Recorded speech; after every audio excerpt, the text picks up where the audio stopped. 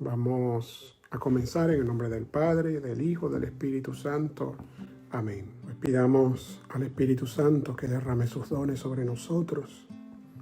Pidamos que Él, que inspiró las Sagradas Escrituras, nos inspire hoy a nosotros también para poder entenderla rectamente y para poder aplicarla según la voluntad de Dios a nuestras vidas. Que el Santo Espíritu de Dios abra nuestra mente, abra nuestro corazón, abra nuestros oídos, abra nuestro entendimiento, abra nuestra voluntad, para que no solamente estas sean unas reflexiones que nos lleguen a la parte intelectual, a la parte racional de nuestras vidas, sino sobre todo que lleguen a nuestro corazón, que lleguen a nuestro corazón y nos transformen. Transfórmanos, Santo Espíritu de Dios. Nos abrimos a tu acción. Queremos ser dóciles a tus inspiraciones. Ayúdanos a estar siempre atentos a la voz de Dios. Ayúdanos a estar siempre atentos a la presencia de nuestro Señor, sobre todo en el hermano. Gloria al Padre, al Hijo y al Espíritu Santo, como era en el principio, ahora y siempre, por los siglos de los siglos.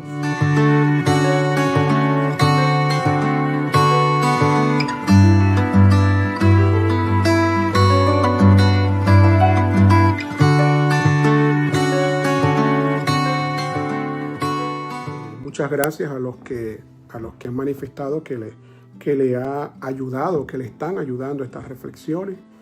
Esperemos que realmente pues sean de provecho espiritual para cada uno de nosotros. Sencillamente quiero ser un instrumento en las manos de Dios para que su amor y su misericordia lleguen hasta cada uno de ustedes. De verdad, muy humildemente, pues le doy las gracias por estar allí y por también comunicarlo y compartirlo con los demás, para que sea la palabra de Dios la que marque el rumbo de nuestra reflexión de hoy. Y vamos a buscar el Evangelio de Lucas 10, 25 al 42. Son dos pasajes, dos escenas que conocemos muy bien, seguramente las hemos escuchado, pero me pareció interesante el giro, el énfasis que hacía el que nos daba este retiro. Quizás podemos caer en el error o podemos correr el riesgo de, cuando escuchamos la palabra de Dios, cuando vamos comenzando a escuchar, ya yo sé lo que significa eso. Ya yo sé que esto es así, asado, porque lo hemos escuchado en alguna homilía, porque lo hemos escuchado en alguna charla, porque quizás nosotros hemos predicado sobre esa palabra y pues sencillamente apenas comenzamos a decir el buen samaritano, pues ya yo sé por dónde va eso. O cuando escuchamos Marta y María, pues ya yo sé lo que van a decir. Y eso significa tal o cual cosa. Ese es un error, esa es una tentación en la que podemos caer, porque nos cerramos entonces un poco a la acción del Espíritu. Cuando escuchamos la palabra de Dios o cuando leemos la palabra de Dios, debemos dejar que Él nos hable lo que Él quiera y que nos dé un mensaje nuevo. Estar abiertos a la novedad del Evangelio, a la novedad de la palabra. La palabra es siempre nueva. San Pablo dice es viva y eficaz. La palabra es viva y eficaz. Y como un órgano vivo, la palabra siempre es diferente. Dios nos va a decir cosas totalmente distintas. Y quizás detalles que pasamos en un momento, hoy que lo estamos leyendo, pues a lo mejor van a decirnos cosas, ¿no? Y nos van a sorprender. Y yo creo que eso es importante. Cuando vayamos a la palabra de Dios, no vayamos ya predispuestos a lo que yo creo que significa o a lo que yo he escuchado que significa, sino que vayamos como un cuaderno en blanco, como una libreta en blanco, donde Dios escriba lo que Él quiera escribir en ese día y en ese momento. Y en esa actitud vamos a leer el capítulo 10 del Evangelio de San Lucas, desde el versículo 25 hasta el 42. Se levantó entonces un maestro de la ley y le dijo, para tenderle una trampa: Maestro, ¿qué debo hacer para alcanzar la vida eterna? Jesús le contestó, ¿qué está escrito en la ley? ¿Qué lees en ella? El maestro de la ley le respondió, amarás al Señor tu Dios con todo tu corazón, con toda tu alma, con todas tus fuerzas y con toda tu mente, y a tu prójimo como a ti mismo. Jesús le dijo, has respondido correctamente, haz eso y vivirás. Pero él, queriendo justificarse, preguntó a Jesús, ¿y quién es mi prójimo? Jesús le respondió, un hombre bajaba de Jerusalén a Jericó y cayó en manos de unos salteadores, que después de desnudarlo y golpearlo sin piedad, se alejaron, dejándolo medio muerto. Un sacerdote bajaba casualmente por aquel camino, y al verlo se desvió y pasó de largo. Igualmente un levita que pasó por aquel lugar, al verlo se desvió y pasó de largo. Pero un samaritano que iba de viaje, al llegar junto a él y verlo, sintió lástima. Se acercó y le vendó las heridas, después de habérselas curado con aceite y vino.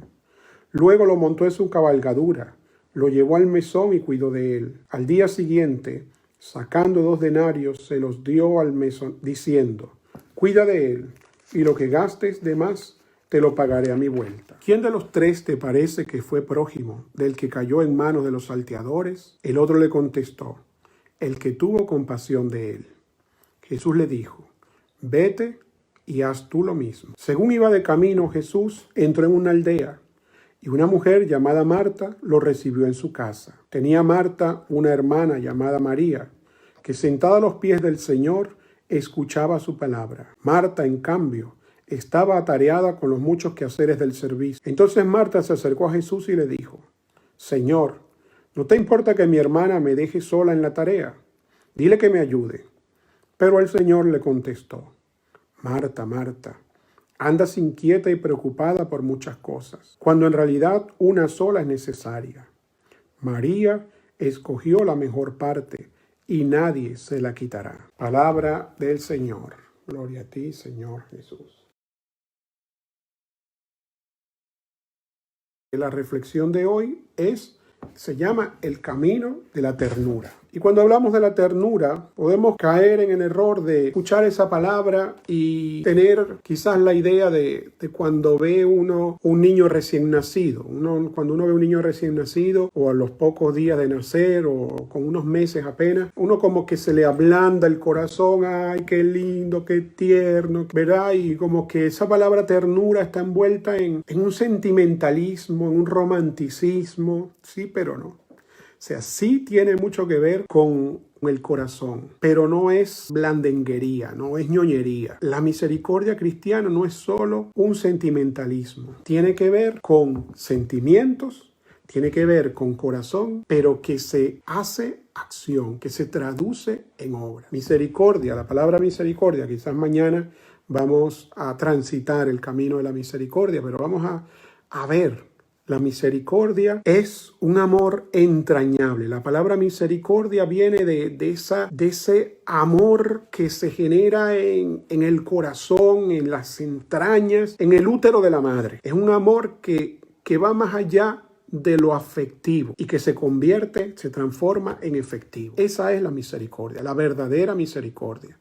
La verdadera misericordia cristiana es el amor de una madre, sí, que cuida con cariño, con devoción a su hijo, pero también es capaz de defenderlo con fuerza y enfrentarse a quien sea y como sea por defender a su hijo. Esa es la misericordia. La misericordia no es solamente el sentimentalismo, eso blandito, eso bonito de corazoncito, sino es un amor, sí, que brota del corazón, que brota de lo más profundo de nuestro ser, que brota de nuestras entrañas, pero que se hace efectivo en el otro. Esa es la misericordia y a eso se refiere la ternura. La primera parte de este evangelio que hemos escuchado son 2 partes muy distintas. De hecho, casi siempre los leemos y los reflexionamos de manera separada. ¿Quién es el prójimo? Es la pregunta que le hace aquel escriba, aquel maestro de la ley, a Jesús. Primero le pregunta cuál es el primer mandamiento, cuál es el mandamiento más importante. Nosotros sabemos que en el tiempo de Jesús, judíos tenían muchos mandamientos. Nos hablan de 300 y tantos, otros hablan de 600 y tantos, 400 y tantos. Lo importante es que eran demasiados. Por lo tanto, las diferentes escuelas rabínicas, según las interpretaciones que hacían de la escritura, de la palabra de Dios, de la Torá, pues entonces ellos priorizaban unos mandamientos más que otros. Entonces ponían algunos mandamientos como más importantes. Por eso no es de extrañarse esta pregunta que le hacen a Jesús. A él lo veían como un maestro, a él lo veían como un profeta, a él lo veían como alguien que hablaba de las cosas de Dios. Pues y muy genuinamente le preguntan cuál es Para ti, ¿cuál es el mandamiento más importante? Y Jesús primero quiere saber, quiere investigar, quiere entrar en el corazón de aquel que le pregunta. ¿Cuál es? ¿Qué dices tú? ¿Qué lees en las Escrituras? Pues escuchamos, amarás al Señor con todo tu corazón, con toda tu mente, con todas tus fuerzas y al prójimo como a ti mismo. Pues muy bien, haz esto y vivirás. Sin embargo, él repregunta y le dice, ¿y quién es mi prójimo? Y si nos preguntaran a nosotros hoy, a los sacerdotes, a los catequistas, a los laicos comprometidos, a los líderes de nuestras parroquias, ¿quién es el prójimo? Rápidamente contestaríamos, el prójimo es el que sufre, el pobre, el enfermo, el que está solo, aquel que necesita de nosotros, aquel que necesita una ayuda. Y Jesús no responde eso. Parece mentira, pero Jesús responde otra cosa. Jesús dice que el prójimo es aquel al que nosotros nos aproximamos o que se aproxima a nosotros. Es aquel a quien nosotros nos acercamos. Digo aproximamos porque ahí viene la palabra prójimo, próximo. Pero no es el que está próximo a nosotros, es al que nosotros nos hacemos próximo, al que nosotros nos acercamos, aun sea físicamente o sea afectivamente. Pero tenemos nosotros que acercarnos para que el otro se convierta en mi prójimo. Hoy pueden haber 1 millón de personas, 1 millón de niños que son abortados. Pero si a mí eso no me genera un sentimiento de amor, un sentimiento de compasión, un sentimiento de ternura, de solidaridad, ellos no son mi prójimo. Prójimos se convierten ellos en mi prójimo cuando yo me acerco a ellos, cuando yo me acerco a esa realidad y se conmueve mis entrañas y se conmueve mi corazón y yo hago lo que pueda por ayudar a esos niños que están siendo abortados. Bien sea con mi oración, con mi intercesión, bien sea como hacen algunos, yéndose a las clínicas de aborto y orando allí por esas mujeres para que no aborten y orientando a las mujeres o ayudándolas, o dándoles ayuda, dándoles apoyo. Allí ellos se convierten en mi prójimo. Porque si a mí no me importa, si esa realidad yo la veo y a mí a veces ni siquiera la veo, que para mí esa realidad es indiferente, ¿son ellos mi prójimo? Según lo que dice Jesús, parece que no. Porque cuando pone el ejemplo del sacerdote, del levita y del samaritano, no dice el que estaba allí tirado medio muerto era el prójimo de los tres. No dice quién de los tres se portó como prójimo del que estaba herido. El samaritano, el que se bajó del caballo, el que lo ayudó.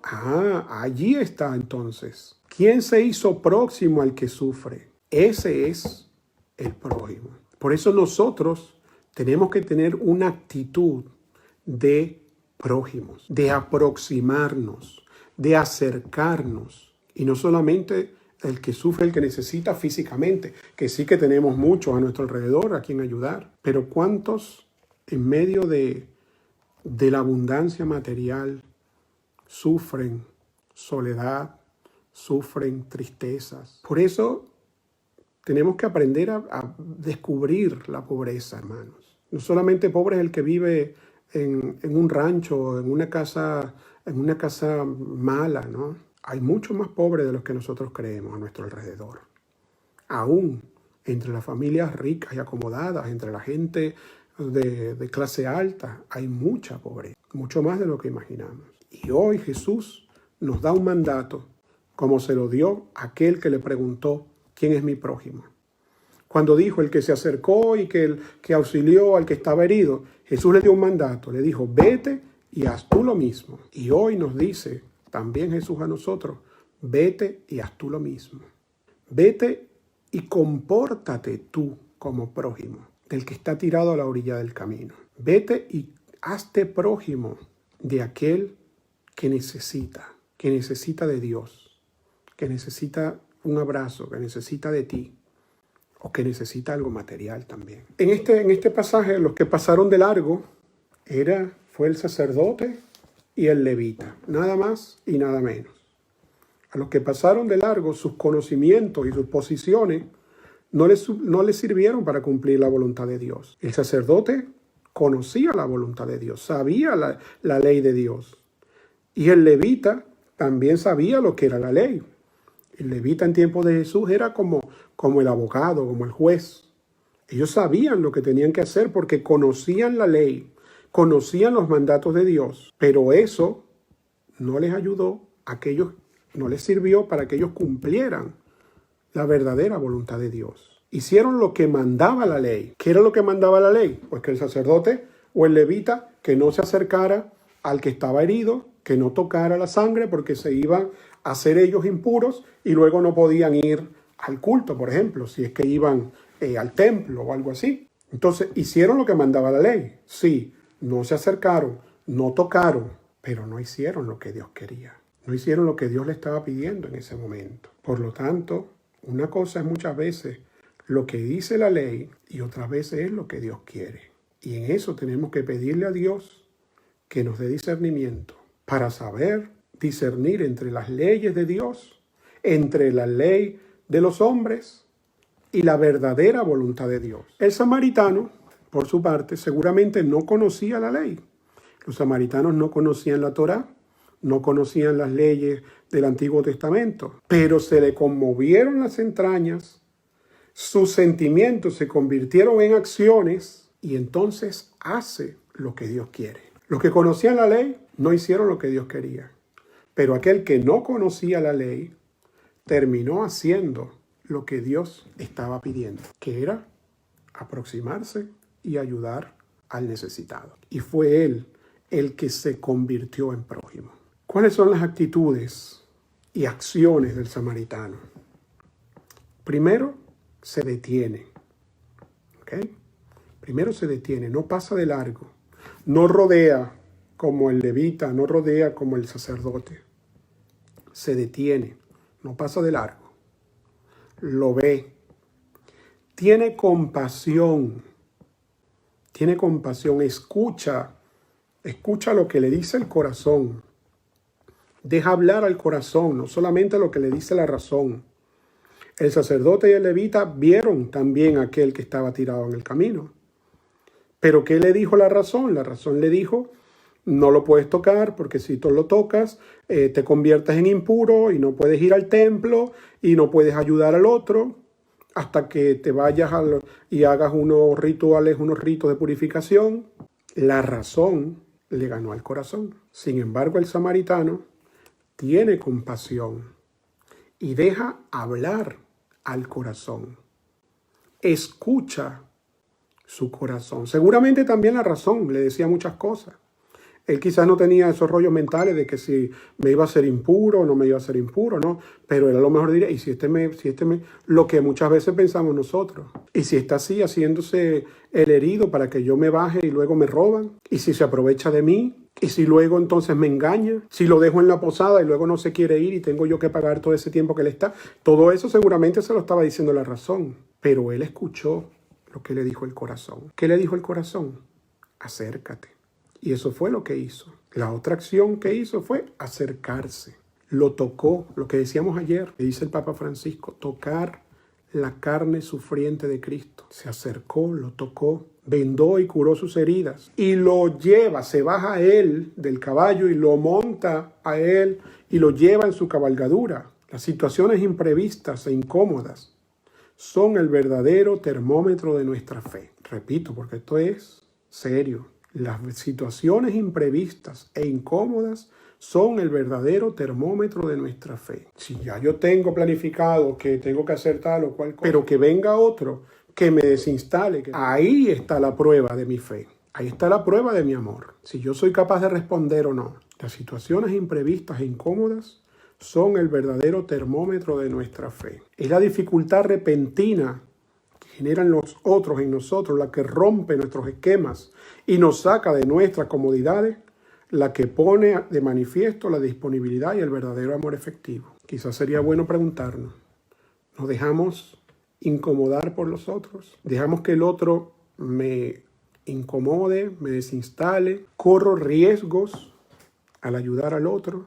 Alguien ayer de ustedes ponía allí algún aporte y decía que había ayudado y como que le habían pagado mal o le habían defraudado. Sí, Eso pasa, se pasa, y eso es uno de los precios del hacernos prójimo, del acercarnos, del aproximarnos al que sufre. Jesús nos invita entonces, hermanos, a desarrollar una nueva mirada. Como el samaritano, a no pasar de largo, a escuchar, aprender a escuchar nuestro corazón. Qué difícil, en una sociedad que todo es razón, que todo es lógica, que todo hay que darle muchas vueltas a la cabeza. Jesús nos invita a escuchar nuestro corazón. Cuando hay alguien, por ejemplo, un ejemplo sencillo. Cuando hay alguien que pide dinero en un semáforo, ¿cuál es la primera razón por la cual no bajas la ventanilla y le das algo? No, porque a lo mejor lo utiliza para droga. No, yo no le voy a dar dinero porque a lo mejor con eso va y se emborracha. No, porque tal cosa. Y entonces vamos haciendo excusas para tranquilizar nuestra falta de solidaridad. Y no escuchamos. El corazón te dice que lo ayudes. Estoy seguro que sí. Estoy seguro que nosotros como cristianos, el corazón nos dice que ayudemos, que demos algo. Pero la mente me dice que no. Y no digo con esto que seamos tontos, hermano. Hay que aprender a escuchar al corazón. Aunque muchos se rían, como escribe alguien por aquí, aunque muchos se rían de nosotros y abusen de nuestra buena voluntad. Para Jesús, el prójimo no existe. El prójimo se hace. Yo me hago prójimo, porque si sigo de largo, como el sacerdote, no soy prójimo. Por eso dice Jesús, el prójimo se hace. Y en prójimo me convierto cuando doy un paso y me acerco al hermano, porque lo reconozco a él como hijo de Dios, porque me siento yo amado por Dios y porque sé que Dios lo ama también. Y porque yo voy a ser imagen o reflejo de ese amor de Dios para él. Por eso me acerco y me hago prójimo. Vivir en esa dinámica de amor que me convierte en prójimo y que me hace ver y descubrir las necesidades del otro. Luego fíjense que, y por eso se unen estos dos relatos, porque inmediatamente después que cuando Jesús le dice, vete y haz tú lo mismo, Jesús sigue caminando, entra a la casa de Marta, María y Lázaro. Y se da este pasaje que conocemos, cuando Marta está sirviendo, está ahí ajorada sirviendo al Señor para servirle bien, y María está a los pies de Jesús escuchándolo. Y se da más o menos la misma polarización que en el episodio anterior. Marta es la que quiere cumplir la ley. Marta es la que quiere ser buena anfitriona, la que busca todas las maneras para servirle bien al Señor, la que quiere quedar bien con Él, la que no sabe vivir sin actividad, es la que siempre está para allá y para acá, brincando, saltando, haciendo, diciendo, desde el quedar bien también con el Señor, desde el mostrarle que le ama. Está siempre ocupada, mucha actividad, mucho trabajo, mucho cansancio, pero no tiene mucho tiempo para el Maestro, aunque lo sirva. Aunque lo esté sirviendo, no la escucha. ¿No nos parecemos nosotros en algo? A esa Marta que estamos tan ocupados en las cosas del Señor y en nuestras propias cosas, y el trabajo, y la casa, y los niños, y luego la misa, y luego la iglesia, y luego esto, tengo que preparar el catecismo, tengo que hacer esto, tengo que hacer el otro. Estamos muy ocupados en las cosas de Dios, pero prestamos atención a escuchar lo que Dios quiere. Ponemos atención a escuchar las enseñanzas del Maestro. Sin embargo, María se hace discípula, se sienta a los pies de Jesús. Y esto quizás para nosotros no significa mucho, pero en aquel tiempo María estaba rompiendo esquemas, estaba rompiendo los esquemas de su época y de su cultura. Se atreve a romper la ley y a las normas religiosas, porque para los judíos las mujeres no podían ser discípulas, las mujeres no podían sentarse a los pies del Maestro, de ningún maestro. Por eso cuando Jesús elige a los apóstoles, elige a 12 hombres, aunque tenga mujeres colaboradoras, pero en el Evangelio nunca se les llama discípulas. ¿Por qué? Precisamente por eso, por ese esquema cultural del momento. María, sin embargo, rompe esos esquemas y se sienta a escuchar las palabras del Maestro. María adopta una postura alternativa, desafiante para su época. María hace lo que ninguna otra mujer hubiese hecho por escuchar a Jesús, por acercarse a Jesús. María se expone, María se arriesga al sentarse allí. La pregunta esencial es, ¿qué es lo que Dios quiere de nosotros? Que conozcamos su ley como el sacerdote, como el levita, que hagamos lo políticamente correcto, como Marta, o que nos atrevamos a romper esquemas, como el samaritano y como María. Que nos arriesguemos, que arriesguemos nuestra vida, nuestro estatus, nuestra imagen. ¿Qué quiere Dios de nosotros? Debemos estar abiertos, hermanos, a que Dios nos sorprenda y a que Dios nos desinstale en el prójimo. A no estar tan programados, a dejar que el Espíritu Santo actúe en nosotros y arriesgarnos, atrevernos. ¿Qué debemos hacer? ¿Qué pasos debemos dar para ir viviendo como Dios quiere? Primero, ser sensibles. Ser sensibles, lo decíamos ayer, tener los ojos, tener los oídos abiertos a las necesidades del hermano. Y aprender, como hemos hecho hoy, como hemos dicho hoy, aprender a escuchar al corazón, a darle un poco más de relevancia, no solamente a la razón, sino al corazón. En segundo lugar, debemos mantener la capacidad de descentrarnos. Tenemos la costumbre de ser rígidos, de ser poco flexibles, de estar siempre ocupados. Tenemos nuestras agendas, tenemos la planificación. Dígame los curas. Ay, Dios mío. Padre, ¿tienes tiempo para acá? Ay, déjame ver la agenda primero. Déjame ver qué tengo mañana, porque tengo la agenda muy ocupada. ¿No les ha pasado eso con su párroco? Pues sí que pasa. Los curas también tenemos que aprender de esto. Pero no solamente los curas. La palabra de Dios hoy es para ti. Y para mí también, pero no para los que no están aquí. Así que tenemos que aprender a ser menos rígidos. Porque eso nos hace difíciles para la acogida, para escuchar, para estar sencillamente con el otro. Salir de nuestro centro, porque vivimos en una sociedad que nos ha enseñado a que nosotros somos el centro, para poner al otro en el centro, para darle prioridad al otro, para darle importancia al otro, para que el otro como hijo de Dios y como hermano mío me importe verdaderamente. En tercer lugar, tenemos que vivir una espiritualidad de lo cotidiano, con los pies en la tierra, vivir la espiritualidad, atrevernos a ser creativos, diferentes, alternativos. Qué bueno que tenemos un papa que dice, les exhorto a que sean audaces y creativos. Señores, hermanos, hermanas, a veces hacemos siempre lo mismo. ¿Y qué vamos a hacer esta Semana Santa? Lo mismo del año anterior, esto, el otro. La procesión tal día, tal hora. O sea, casi que el cura agarra el programa del año pasado, de hace 10 años, hace 20 años, y es el mismo hoy. Qué bueno que este año Dios nos rompió los esquemas a todos. Seguramente teníamos preparado un montón de cosas. Yo lo digo por aquí, por la parroquia. Misas en la calle, procesiones con los niños, vamos a buscar un burrito para hacer la entrada triunfal de Jesús en Jerusalén, vamos a hacer esto, vamos a hacer el otro, y Dios nos desbarató los planes. Y te vas a quedar en tu casa. Y mira a ver ahora qué te inventas. Pues nos inventamos esto ahora del Facebook. Pues bendito sea Dios, tenemos que estar abiertos a los planes de Dios. Tenemos que estar abiertos a que Dios desbarate nuestros planes para que se haga su voluntad y no la nuestra. Y como decía alguien por allí, seguramente será una de las mejores Semanas Santas que podemos vivir en estos días. Y por último, tenemos que aprender a perder. El samaritano perdió su comodidad, perdió su tiempo, perdió su dinero. María perdió la simpatía de su hermana. Su hermana se molestó con ella. Perdió la armonía de su hogar por hacer la voluntad de Dios, por estar a los pies del Maestro. ¿Y nosotros qué estamos dispuestos a perder? Por estar a los pies del Maestro. ¿Qué estamos dispuestos a perder? Ahí está. Cuando queremos ser creativos pero tenemos problemas. Pues esto, saber perder. Perdemos la comodidad, perdemos la amistad con alguien, perdemos prestigio en nuestras comunidades.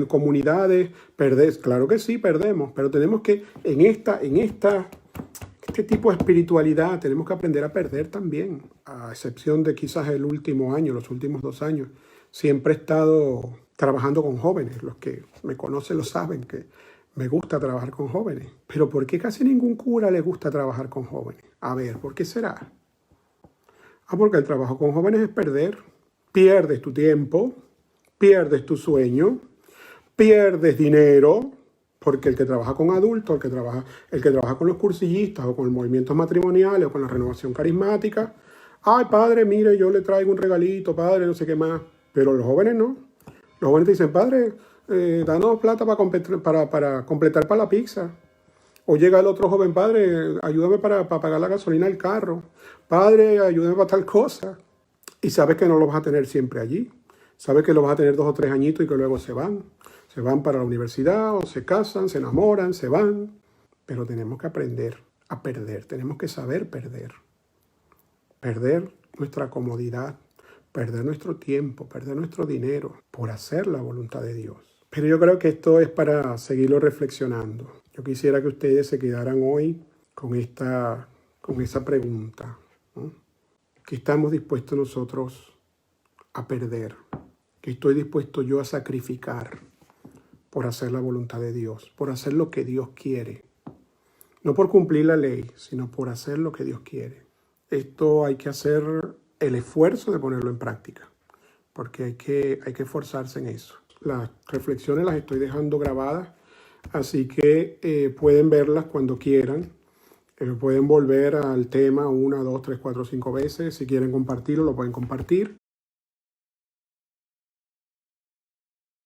La idea es que esto llegue a la mayor cantidad de gente, que sea siempre para la gloria de Dios.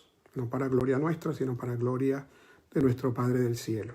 A seguir, los invito a seguir conectándose, a seguir allí con nosotros. Pues que Dios, nuestro Padre misericordioso, les bendiga en el nombre del Padre, del Hijo y del Espíritu Santo. Amén. Pues que Dios les bendiga, mi hermano. Buenas noches.